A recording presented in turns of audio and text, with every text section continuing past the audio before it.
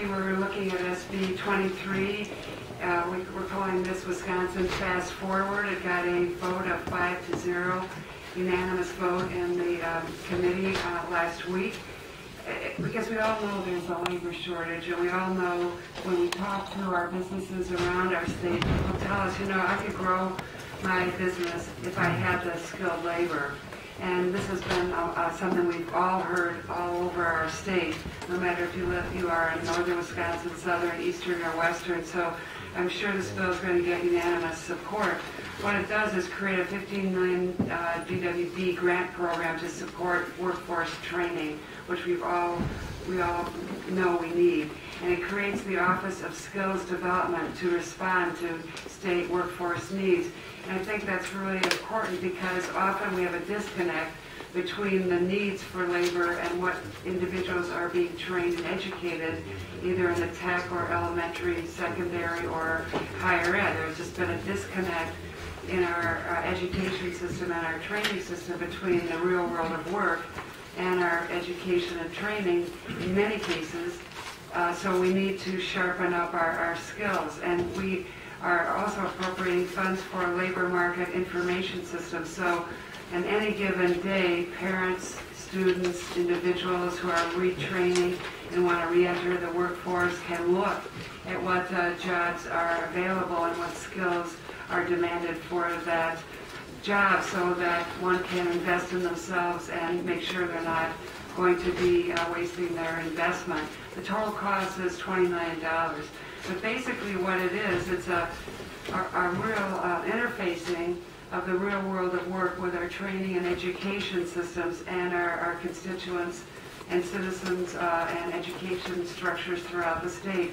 And creates a dialogue about what is needed, what the opportunities are, what skills are needed, and does a realignment. The Be Bold initiative really looked at our skills gap and our skills shortage for the last year, and identified that this kind of interfacing and investment was really needed for Wisconsin to fast forward to creating opportunities for our citizens to get good paying jobs and for us to grow the jobs in the economy.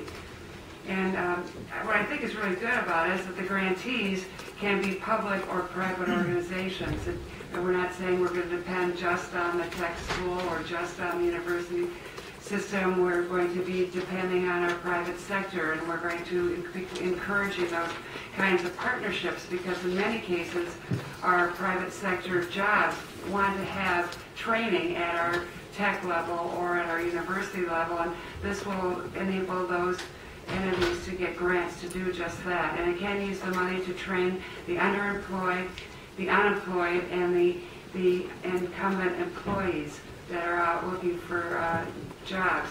And it may be required to provide equal or partial matches for grant money. So in other words, we're looking for matches and partnerships to leverage our public dollars. We'll be talking about the amendment, but I can tell you the amendment's needed because the LMIS, we want to include that in statutory language, so we become accountable for creating that, and requires consultation with WTCS and WEDC, and that's important because we're saying we want that kind of cooperation. And we want to include some specifics on what the annual report should include. And instead of the new and incumbent employees, we're going to use the phrase underemployed, unemployed, and incumbent employees to include all of the above. I think that the Sullivan report, which you all heard about a lot about, identified the need to do just this, which I think is a really good thing. And DWD is already successfully handling over 160 million annually in targeted grants, so they are equipped and ready to take on this broader challenge, which I think is great. They're up and running. And DWD has a robust tracking system which will be enhanced to really make everything accountable and transparent so that we know that our investment is actually working. And the bill combines flexibility and accountability, which we've all been talking a lot about. for maximizing our public dollars. And states like Minnesota, Iowa, Indiana, Georgia, Louisiana, and Texas have already have similar state-funded worker training programs. So we wanted to put this forward before the budget because we want to say, let's go and meet our worker trainer needs and make an investment now.